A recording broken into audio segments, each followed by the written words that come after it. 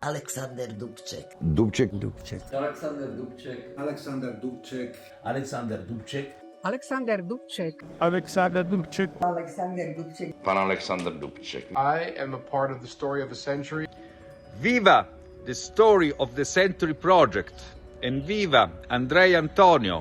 Viva! Toto je skutočne príbeh storočia. Jeden úžasný veľkofilm, takzvaný príbeh storočia. To je názov filmového projektu Epopeje 20. storočia, inšpirovaného životom a dobou Alexandra Dubčeka, našej filmovej produkcie Lekár Film Production. Taká veľká osobnosť ako Alexander Dubček a jeho život a taký veľký kus histórie patrí na filmové plátna.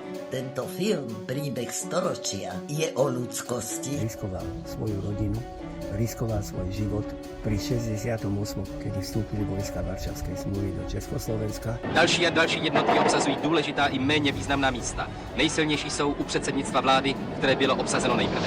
Dubček nám priniesol nádej. Davy skandují především dvě jména, symbolizující suverénní, svrchované, svobodné Československo. Dubček, svoboda.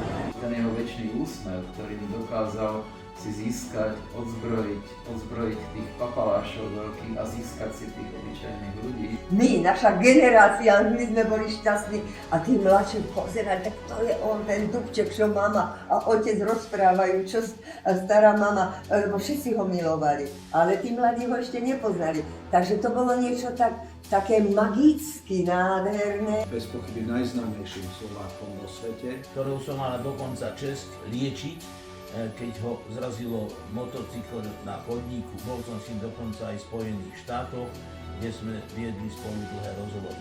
Dal si ma zavolať, keď som náhodou v Senci hrala večer na pláži na gitaru, že toto dievča chcem vidieť osobne, čo hralo tu večer tie piesne. Som šťastný, že som mal možnosť sa s ním stretávať pravidelne, to som zažil synka, ich blízkych priateľov, jeho synov. Ten jeho optimizmus je nakažlivý. As a person, I really liked him. Honest character and his idealism. Veľmi sme sa zblížili.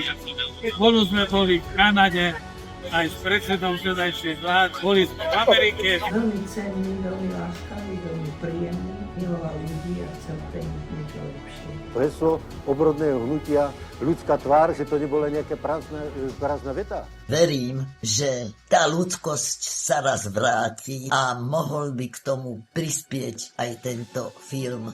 Tá energia má ide na spátky na diváka. Tento maličký príbeh, ktorý je tu, hovorí o veľkých veciach. K tomu príbehu storočia treba aj nejakú podporu. A na niečo takéto úžasné, veľké je potrebná podpora. Ak môžete, vstúpte do tohto projektu a podporte nás. Urobíte tak dobre nielen pre slovenskú kinematografiu, ale aj pre našu históriu.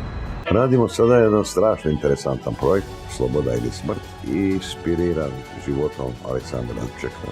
Work to keep the memory of Alexander Dubček has my full support and I wish you every success. To je film, to je něco, co bude zajímat diváka, intimita, jebi ga, ne zajíma ih politika. And I'm looking very much forward to working with each and every one of you and presenting you my part of a project I believe has a lot of great potential.